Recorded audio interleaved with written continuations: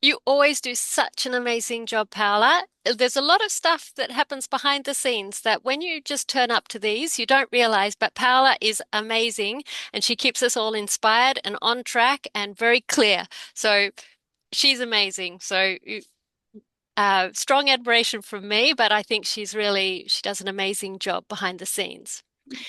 I'm here on Gubbi Gubbi country in Queensland in Caboolture. In Australia, it's traditional to state your Aboriginal First Nations country. If you please feel welcome to state which country you're on or which city or state. W- uh, so thank you very much for joining our event on parking reform in Australia. My name's Wendy Nash from Get Around Caboolture. Um, so I thought I would start by saying what made me interested is in parking reform is because I just wanted a better bus service here in Caboolture, and then I had to look into all transport and bus services and active transport, and then this parking thing kept coming up. And then I noticed really how ugly and how awful and how much car parks really kill space. So that's what made me interested in it. David, what made you interested in parking reform? Because you've written a book as well about parking reform in Australia. Yeah, I'm a land use planner and I was quite heavily involved with the Gold Coast Light Rail. We've removed hundreds of car parks through the city. And it just fascinated me the way in which we approached that. And I guess, and I'll touch on this in more detail later, as a land use planner, I felt quite marginalised in the parking issue, but I saw it as a critical land use planning issue. So I started to sort of really delve into the history of parking and how we got to where we are. So that's part of my interest in parking. Fantastic. And Liz, what was your turning point? I think it was about 10 years ago. I was researching, so I'm interested in land use conflict generally and the way the city changes and people's interests in that process and policy. But about 10 years ago, I was really focusing on what were the main objections around high density housing in Melbourne. And I realized that most of the time, the key issue brought up was car parking and specifically the fear that if we have high density housing, people in apartments will park on the street and take away your car park. And it was this sort of mind shift thing for me where I was like, I want to find out why parking is so important. And then, like a few other people here, I'm sure, I read The High Cost of Free Parking by Donald Shoup, and it was like, oh, actually, parking is kind of critical to everything here. It's critical to how we build housing. It's critical to the transport choices we make, to whether we own a car. And you start to sort of realize that the on-street and the off-street parking are interlinked in a way that doesn't sort of get into everyday conversation. And ever since then, I've sort of unwittingly been a parking person and realized even further that we think about any kind of change in our cities, positive and negative. Parking is that kind of critical pathway there. We're embedding 20th century automobility through our car parking policies, and it's the way we move forward, whether it's bicycle lanes or more green space or different kind of housing, or it's electrification, all of that relies on parking, and we have very little kind of cohesive view on it. Although it's great to be part of a network like this and other people. And I think we should shout out to Paul Barter, who wasn't able to be with us today, but people like Paul and Donald Shoup, when he was with us, really critical to kind of connecting these ideas. Fantastic. And Knowles, what was your big moment? Oh, I think I've always been into parking. When you're young, you're like, oh, where are we going to find a car space? And you really want to be close to the door. But it's really the only thing that everyone thinks is critically important in some way. And for people who use it, it's so important. So important they just will not pay for it. And that conundrum is really fascinating to me. That's why I've been working in parking management for 20 years. Amazing. And Dorina. Hi, Wendy. Well, like I said, in a previous life, I lived in California. That was way before I made it to Queensland. And while I was in California, I took Donald Shoup's class on parking at UCLA. I was in Northern California, but I went south. I wanted to take some specialized transport courses. And his class was offered as a transportation and land use class at the time, but it was really very heavily focused on parking. And I can still say to this day, I know most or almost all I know about parking comes from Don Shoup. Still, he provided the foundation.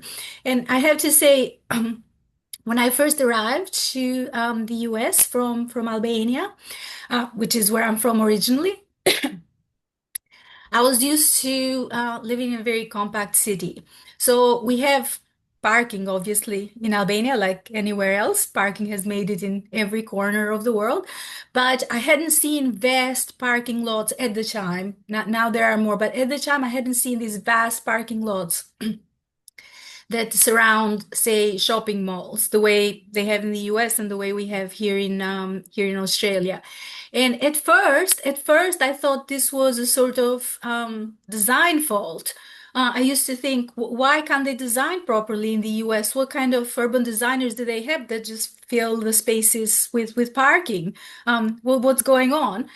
And it was only later that I came to realize these parking spaces, these parking lots are actually mandated by cities. It was a great surprise to me as a 20-something-year-old to see that parking requirements in a place in progressive place like California were so enormous. I mean, a lot of land usage would require people to accommodate users at peak time, like around Thanksgiving, where everyone is going, when everyone's going shopping, or around Christmas, like peak demand, when everyone is doing their gift shopping.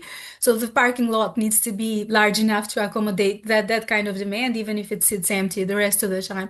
So yeah, taking that class was completely eye-opening. And then I did my own parking research, etc. But that was my foundation. Amazing. And Jeremy, Hello, yeah, I'm an urbanism advocate from inner city Melbourne. So when I look around our inner city area, I wanted everything. I wanted my neighbours to be able to find a park when they came home from work. I wanted commuters to be able to find a park reasonably close to their work. And I wanted some space reallocated for trees and bike lanes. fantastic.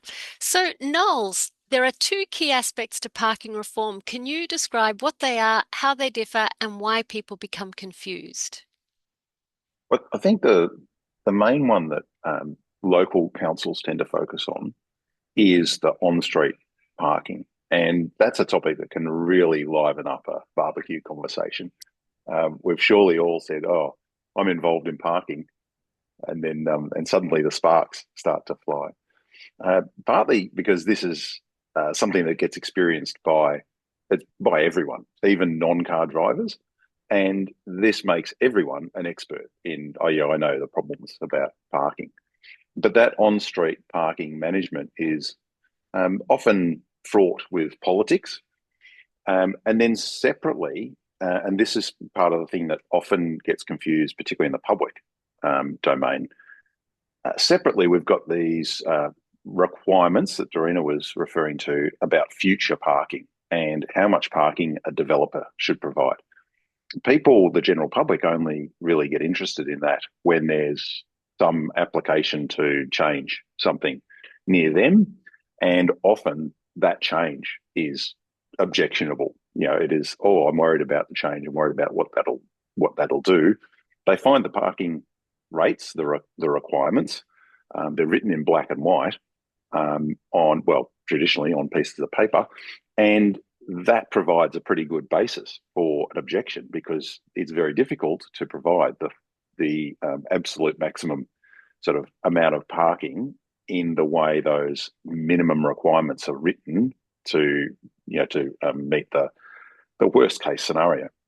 And so then often we hear the public saying, if there's not enough parking in this development, it'll create more traffic congestion, which again, similar to the parking so important I can't pay for it, is this illogical thing that The parking, we know, is a key determinant of both car ownership and car use. And the idea that if a development comes along, we've got to make sure it has enough parking.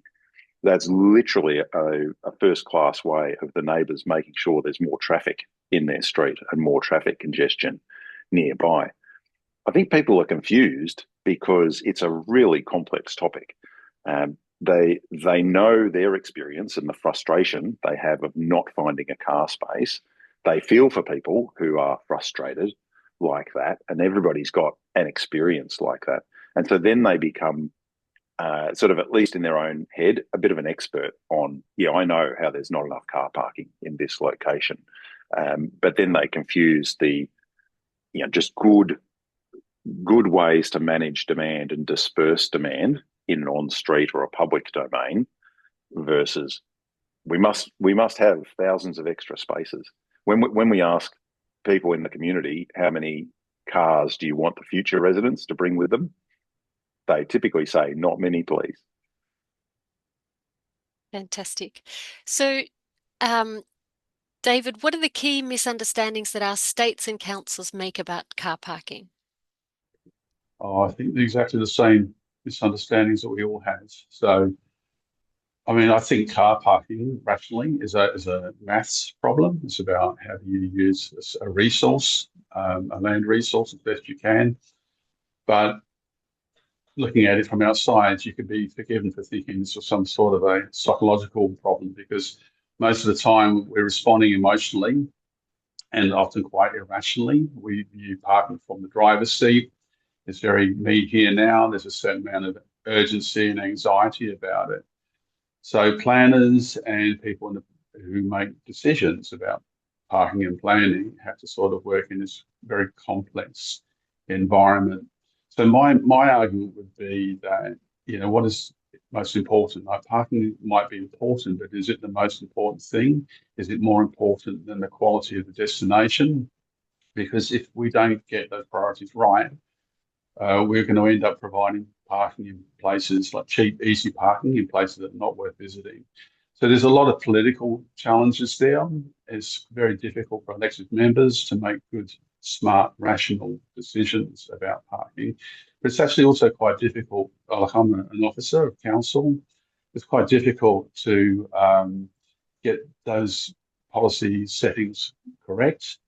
Parking has evolved as a transport planning issue. It's like an endpoint in the transport planning equation. But as an urban planner, I view parking as a critical land use issue. So you better view parking in the juncture of transport and land use planning. But because we tend to work in silos, there is no juncture. There's not a lot of collaboration at the government level, maybe at the local level, certainly I think at Knowles level. And maybe in academia, there's a lot more collaboration and integration, but in government, we tend not to solve parking problems very well because of those silos. So there's a lot of historical, psychological, emotional issues to overcome to get good parking policy. I think somehow, just to wrap up, I think we need to shift from using the amygdala, the emotional response, and start to sort of get more into the prefrontal cortex, because that's actually where the solution is. Fantastic. What a great response. Emotional, psychological. I think that's where the politics come in. So, Jeremy, inner cities are less car dependent than suburbs, certainly than car dependent Caboolture, let me tell you that. So there are fewer captive drivers. What's a low bar item that council can implement, and what would it lead to? Start charging for parking. Start issuing residential parking permits. I mean, there's many types of reforms. In general, I think that parking reforms make life better, both for people with cars and those without. And permits and pricing allows you to start better managing access so that people driving home are able to find a park on their street. It can be about equality, so that eligibility for residential permits are on a per person basis instead of on a per property basis.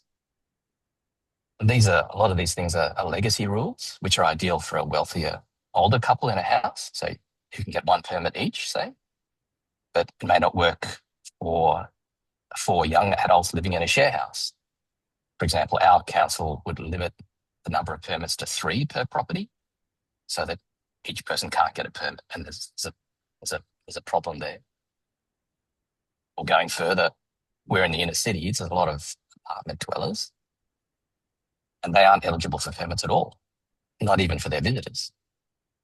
And so we've got this conundrum because council gives away all-day parking for commuters for free, but apartment dwellers lose out on the revenue foregone, which could have been used to deliver improved council services.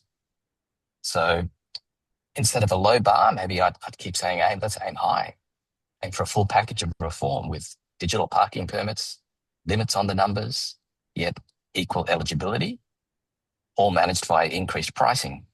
So it can work for commuters, can work for homeowners, can work for people in share houses, and be beneficial for apartment dwellers all alike. Fantastic. I was thinking about some policies that I had seen. Got a lot of episodes on parking reform on my podcast, and so many different ideas and so hard to get them across the line. It's frustrating, which is why we are here today. Dorina, if parking reforms are meant to limit driving, how does that affect women and parents more generally? That's a very good question, Wendy, and it's something I've given quite a lot of thought to because, as people who follow my research will know, I tend to have a gender perspective on my work. Not always, but generally, and so it's very well to say, well, we should limit parking so that we limit driving. But then at the same time, we know from research that women and parents generally have these very complex mobility patterns that cannot be very easily accommodated with the trunk line public transport systems that we have. So yeah, in theory, we could say, well, people should not be driving. They should be just taking public transport. And I mean, I'm a woman, but I don't have children, so that's fairly easy for me to do. I live without a car in Brisbane, which is quite a sprawling city. I manage, but it would be quite a different experience for a woman with little kids who needs to get to work, on the way to work, drop off the kids. Possibly the kids have 2 completely different places to be. The school might be in one location, the kindergarten might be in another location. Then that same woman on the way back from work needs to also pick up some groceries and go and check up on grandma who's sick, etc. So it's just all very complex, and public transport just won't do it. I mean, it can be a question of cost with public transport, but here in Queensland, our public transport only costs 50 cents now. We had it recently reduced, fortunately, but it's not just the cost, it's simply the availability of public transport and having to have all the links between one mode and the other, or even within the same mode. Public transport is not all that frequent. So I've thought how to reconcile these two needs, the need to reduce driving, but the need to also accommodate women and parents. And I think the way to go, at least for now, until we create that ideal compact city where everyone can walk and cycle, for now would be to have on-demand public transport services. So either publicly funded shuttles or subsidized modes like Uber and Lime and Didi, etc., that accommodate those needs without every trip having to have a parking space at the end. So with a shuttle like that or with an Uber, you just pay for the trip, but then the car just goes and does something else. There is no need to for the car to sit in a parking lot while you're done with your daily task. So yeah, that's for now. I'll keep thinking about it, and maybe I'll come up with better solutions as I talk to more people. And do put your ideas in the chat. So if you have questions, I'm just picking up some questions, and we're gonna do Q&A 15 minutes before the end. So Liz, who can point to some good parking reforms in Australia, and what were the outcomes? Okay, unfortunately, I feel like I have to start with some bad ones. I won't dwell on them too much, but there's just sort of an overall problem that parking policies haven't been evaluated. And when I started being interested in parking, I thought, oh, first I'll find out how many parking spaces there are and how they're used and who uses them. But this is just blank. Like it's just gone on gut feeling, like there's not enough of it. So that's a kind of general problem. And I think if I'd point to a failed policy that had good intentions was the city of Darebin in the north of Melbourne that had a parking reform policy that just started with let's try and evaluate how much we have and how it's used. But that, and I would add, Northcote, or sorry, Darebin has declared a climate emergency, but this was beyond the pale. So that just got completely shouted out, highlighting the importance, I guess, of trying to get to what can make parking change possible. So we're starting from a pretty low base where we don't know much. But even within that kind of realm, I'd say a particularly bad example would be Brisbane City Council's parking mandates for apartments, which were the world trend is towards getting rid of parking mandates for apartments. And in Brisbane, instead, they've increased them. So you have to provide more, and yet there's no kind of basis for understanding how are they used now. And also this kind of matching question that the logic behind mandating parking for new apartment buildings, as Knowles was saying, is that that will reduce street pressure. But I can't speak for Brisbane exactly, and neither could they, I'd have to say. But in Melbourne, I was looking into this question of is that why there's so much pressure on street parking? And what I found instead was that people in apartments, maybe quarter, as much as half, and certainly in that sort of realm, a third of those parking spaces that we mandate are just not used at all. They're vacant. So that's a waste of housing space and a waste of money. And the people that are parking on the street are people with houses and garages that have a lot of stuff in their garage. So, and, storage and cat litter or whatever it is. So they don't work and they're kind of inequitable already. So we should at least start thinking about a basis for understanding first.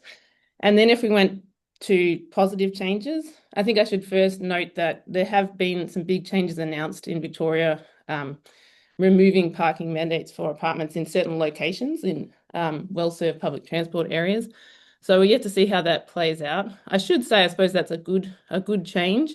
I think they could be simpler. It's easier to just get rid of 52L6. That's our section that deals with parking mandates, but incrementalism seems to usually be the order of the day.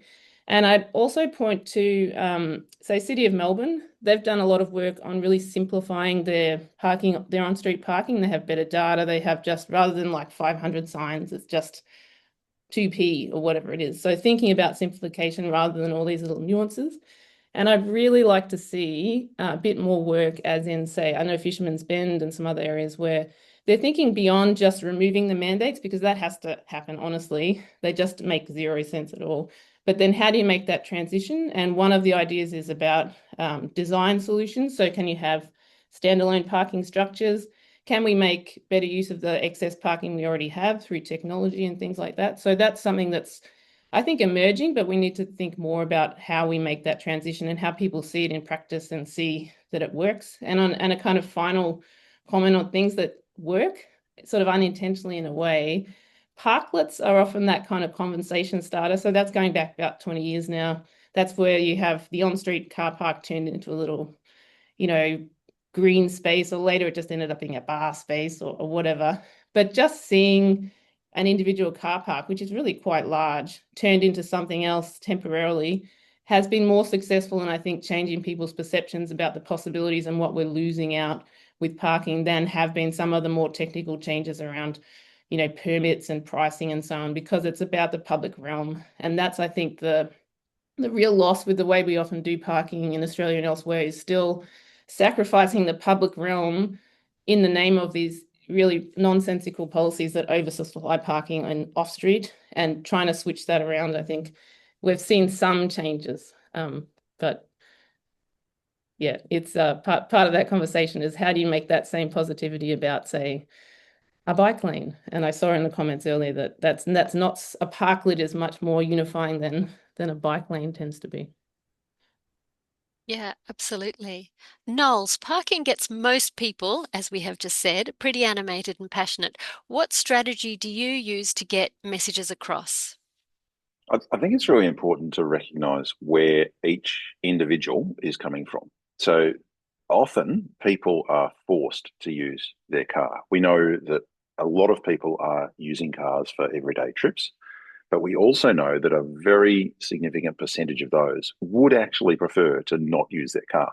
We can see that whenever people move into places where there's a lot more choices, or even when they're on holiday and they go, and stay in the center of, a city that has lots of different transport choices. And then they're like, no, why would I want to be in my car? I want to experience the city. And so when people are forced to use their car and then they feel forced to pay more for something they didn't even want to use in the first place, you could imagine how this sets up, even just subconsciously, their brain to say, why am I being penalized? I didn't even want to do this. I'd prefer to just have stuff really close to me, but I couldn't afford to live in that particular location where everything's at my fingertips. And now I'm forced to live in a place where I have to drive everywhere. And now people want me to pay to even to just put the vehicle somewhere when they're forcing me to use the vehicle anyway. So I'm getting all riled up right now, and you can see how if we then sort of meet the individual where their emotion is, accept their emotion and view, that's really important to seeing how parking reform can help them. So we could each have different views. I myself don't think we need to wait for other changes before we implement a range of parking reform options. It is important that we meet people where they're at and we don't just say, oh, suddenly we're living on Mars and the world's completely different and you have to completely upend your life and do things a completely different way. So we have to do incremental change, but we want to recognize where they're at, accept and there's a better word for acknowledge their feelings, and then see the elements of parking reform that are actually going to improve life for them. So I talk about guaranteeing that a space will be available when they want it. A lot of parking reform is actually about removing cars that are currently in your way. We don't want to stop you using your car. We just want to make sure that when you need the space right in front of something, it's available for you. And to do that, I need to get Jeremy out of your way, and I need to get Dorina out of your way, and Liz is always in your way. So I need to get all those people out of your way, and then you'll get that space guaranteed. Now, the tools I've got to do that are many and varied, but I could use, user-based or, time-based or fee-based controls. But once I apply those controls, even your trip to get to that location will have less traffic congestion because I've got those three other bozos out of your way. So we've sort of everybody's had a bit of a go now. Noel's got two goes. Is there anything that any of you on the panel would like to answer that has been raised so far that you would like to just touch on? I'd just come in on Genevieve's comment there. I was going to put it in the chat, but it's sort of at the core of what we're talking about. How do we do consultation and change? And I think in a way that is caring, for lack of a better word. A lot of, I have an article called Journey into an Immense Heart of Car Parking, where it's kind of like 10 years of listening to people worrying about car parking. It's a bit wearying after a while. I try to see the best part of it is that it's a way people have about talking about their own lives and dependencies that they have on cars, the obligations they have to their parents and their children and so on. So centering care, but not centering the car in that. There has to be an art to that, but try to see what you can take from it and work with it. And I'd also say that there's certain kind of examples of things that, like social housing providers now in Australia, they already unbundle parking and they provide parking at a lower rate, because if they don't, they just can't provide the housing that they need. But they still include parking for carers and for drop-off and stuff. So how do we do that? Talk about meeting people's needs and being caring without just defaulting to everything's fine now and we can't change it. And there's a paper recently from Sweden, which is going through the sort of same changes, where what they kind of emphasize is just being transparent. Don't say this will solve everything. Say this is what you have now, this is what will change, and how do we focus on, what's important here. Because at the moment, really, there's really an actual clear conversation about parking. It's just a sense that every single one is precious and we can't lose one. And that just putting it on the table, so to speak, is useful, I thought. Anybody else have any thoughts? Otherwise, I'll go to one of the questions, which I thought was quite good, and I think it's tied in a little bit here, which is what data should local and state territory governments be collecting on publishing that would be useful for parking reformers to have, and how can we persuade them it's worth collecting? I might just start by saying I'm not aware of any local authority who knows the exact number of car spaces in their jurisdiction. We're doing some counting at the moment for the City of Melbourne, which might make them the first I'm aware of to actually know the number of spaces.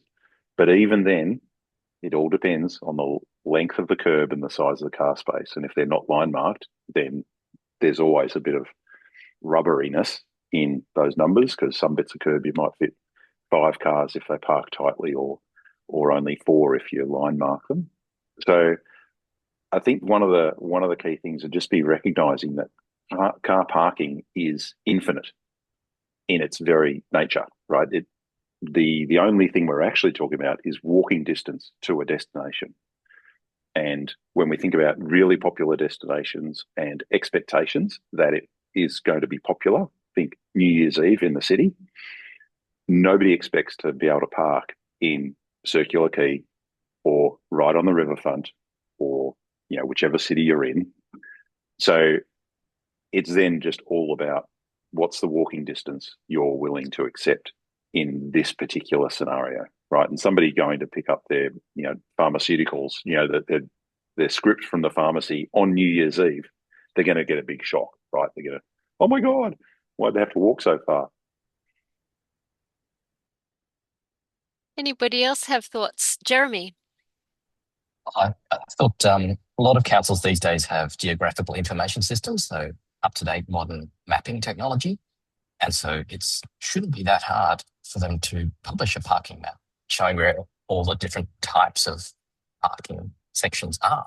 And if they don't have the resources for an officer to walk around every street and map that, then working with your residents, so citizen data science collection, could be quite scalable. So if you get 10 or 20 people each taking a neighborhood, you can put together a parking map using a mobile phone to snap each parking bay location, and pretty quickly you can get a roughly good idea of the present situation. And that would deliver a huge transparency to the starting point of community engagement to say, well, what actually is the situation and what are our options? And I'd jump in. I'd love to see more citizen science on parking, because it is a real gap. There are, in a more direct answer, there was or is something in the City of Melbourne called CLUE, Census of Land Use and Employment, and that's really vital for just one part of Melbourne and understanding the parking situation. And from that, we know that roughly there's about 20,000 on-street parking spaces in the City of Melbourne and maybe 200,000 off-street spaces. So that's already starting a kind of conversation about, well, maybe we have a bit more space off the street, but we just don't have that. And I'd love to see that collected. And in lieu of the resources from government, then it can be citizens and it can be also students. So Chris DeGrida at RMIT often gets his students to go into apartment buildings and count cars and count parking spaces. And that just gives you a much clearer picture than what our policies are currently based on. And that's how we know that on the whole, we have a very high vacancy rate. And just the more we can kind of, bring that picture together, at least a starting point for thinking about maybe we could have a little bit less. Just to say, if you want to, a couple of things, because we're just about to go that thing. We're actually wanting to create a bit of a public parking reform network in Australia. So if you put your email address, or you can email me, put your email address in the chat, and then Paula and I will coordinate an Australian group just to start the ball rolling to get a bit more traction, because we're all fighting our own little fires in our little corners. So just put your email in the chat. That would be really helpful. And somebody had their hand up and I'm trying to remember who it was. Darina and David, both of you. Yeah. So Noel's Can I? already touched on this, but I wanted to reiterate because it's important. So we need data on existing parking spaces for sure. Ideally, all large Australian cities would have a map that includes all available parking, an exercise like San Francisco did at some stage, and that's quite unique. I understand they hired an army of interns to do that and send them out on the streets and actually measure, they went and noted down all the parking spaces. But besides that, I think we also need to have a better understanding of the latent demand for alternative transport, right? Because a lot of the parking that we have now, it's based on the predict and provide paradigm, seeing how many people are driving and then you provide parking. And if you look at Australian roads, it seems as if everyone wants to drive. That's the impression you get, right? Because we have lots of cars and lots of traffic. But the reality is, like Noel said, a lot of people rather not do that. And we don't have a very good understanding of how many people fall in that category, because it is exactly those groups that parking reform can initially target. So that's one avenue for further research, I'd say. Yes, and Andrew Donnellan, who's been very prolific in the chat, which is amazing, lots of great ideas, has said, what can we learn from New Zealand? What translates well to the Australian context and what doesn't?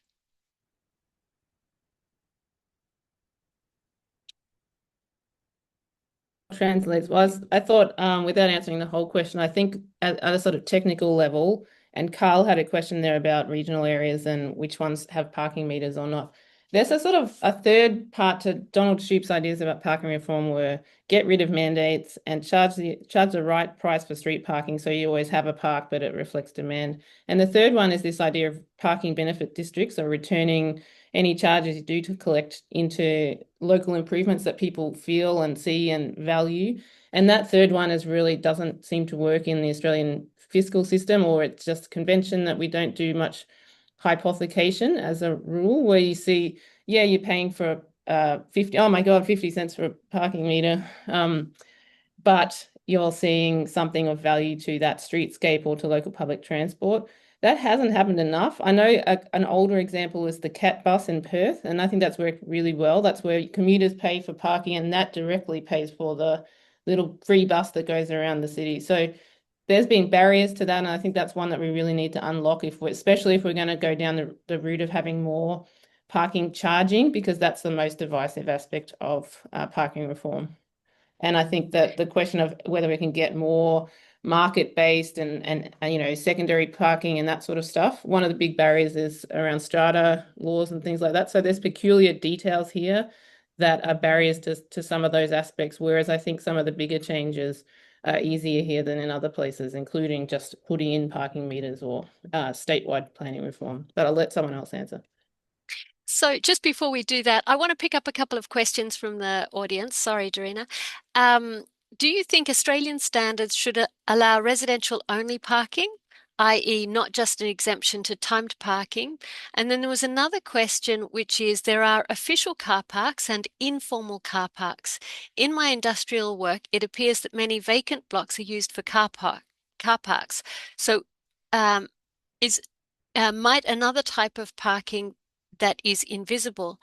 Has there been much research done on this type of parking? So I can jump in on the resident question, and I think we need to be very careful about dedicating public property to specific individuals.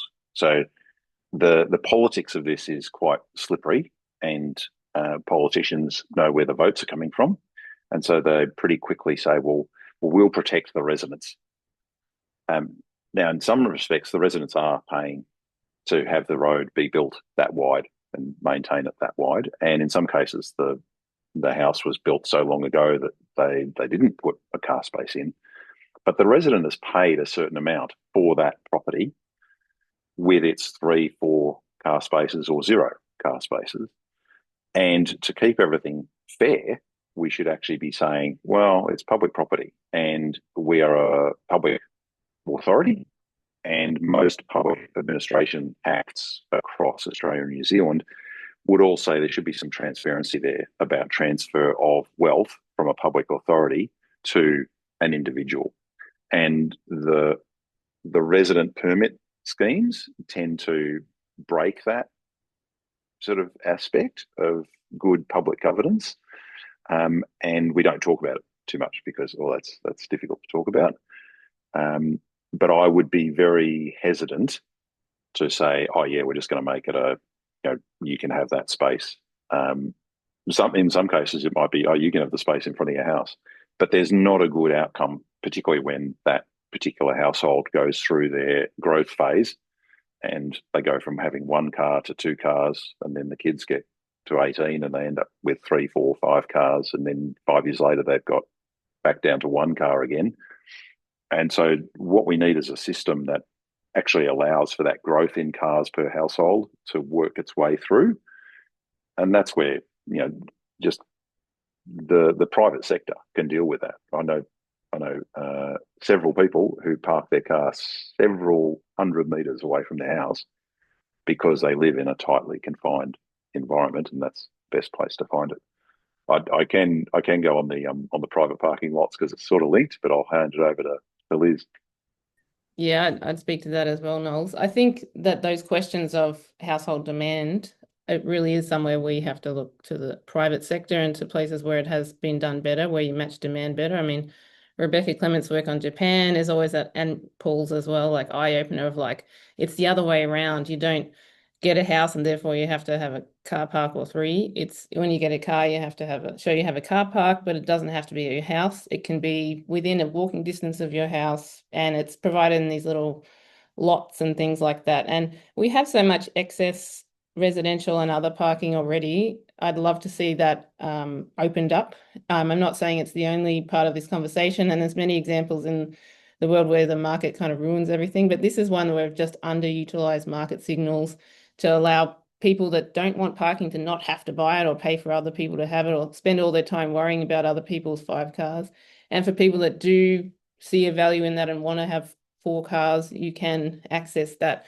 So we have that capacity now, but there's sort of governance barrier in between that, partly because we keep focusing on the street and the public realm and making that available for storage, which is definitely the wrong way around, but obviously haven't cracked the code on how to shift that yet. And it sort of speaks a little bit to Peter Elliott's question about the industrial areas. On the one hand, great to hear the industrial question. So this is one where you definitely see parking mandates, playing out over time. So the parking mandates for industrial developments are based on, workforces from the 1950s. So when you look at these factories now that have like 2 robots and a supervisor, like they just don't have the same parking use they used to, but they're still required to provide it. What they usually need more of is trucks and loading zones and stuff like that. So we need to catch up on that. And a lot of those spaces are being repurposed for the factory itself. But in industrial areas, you do still see the smaller workspaces and so on. They often use the vacant lot for parking. And then I think it's an example where we already have a couple of these sort of edge cases of kind of slightly private parking, and they might seem a bit ugly, but they're actually, I think part of the solution is to think, how can we use that private space and rather than mandating using parking mandates in the public realm. But not enough has been done on mapping that. And over the years, I've had a few people that run apps and stuff trying to understand how they could get in on this. But we need to have a larger conversation about the same way we talk about the curb space for delivery drivers and electric cars, but also scooters and things like that. This is part of a larger question about who has a right to the public space. And it's probably not for just me and some app people to decide. We need to put it at the forefront. And Nigel Coates has asked the question, do you think Australian standards... Oh, no, sorry, I meant to ask this one. It was about the revised standards. With all the pickup trucks, that was a couple of years ago, there was a bit of a question, and we should have more and bigger car parks, car spaces. So does anybody know what happened to that, where it got to? But my understanding is it's waiting for the right time to be announced. And when it does get announced, we need people in every city saying, well, welcome to 10% less parking. And I think there should be a big outcry, because it's really reacting to people who have reacted to tax incentives to buy bigger cars at a cheaper price. And yeah, there's not a lot of sense to me in providing for those things. Like, if we just all suddenly started wanting to drive tanks, would we? Well, better update make sure we provide for them everywhere. There's even car parking facilities, multi-deck facilities, that are no longer able to cater for the weight of the vehicles. And so we have to reduce the number of car spaces that are parked on multi-level car parks, which is like in a context of a public who says there's never enough parking, and we've gone and built multi-decks in the spaces, in the locations where it's high demand. And now, because we've got a federal government sort of playing some role in having bigger cars and heavier cars, suddenly we've got a reduction in all these locations, which surely the public they don't know of, but we need to talk about it more. Dorina. Well, as we're coming towards the end, I don't have anything to add to what Noel said about the size of parking spaces, but I wanted to bring in a bit of a design perspective. So I was originally trained as an architect before I became a planner, so I don't come at this from an economics perspective or transport engineering perspective. And Don Shoup's perspective was very much an economics perspective. He was an economist by training, so he always insisted on charging the right prices for parking based on the size of your car, or various criteria. And he did that with the intention of ensuring that there is always enough space on the street, right? If you go somewhere, you're not cruising around, there is always a spot close to where you want to go. But from my perspective as an architect, on-street car parking is a true eyesore. I'd rather not see any of it. I'd rather our streets have no on-street car parking. I'd like it to be completely out of sight. Underground, maybe in multi-story garages.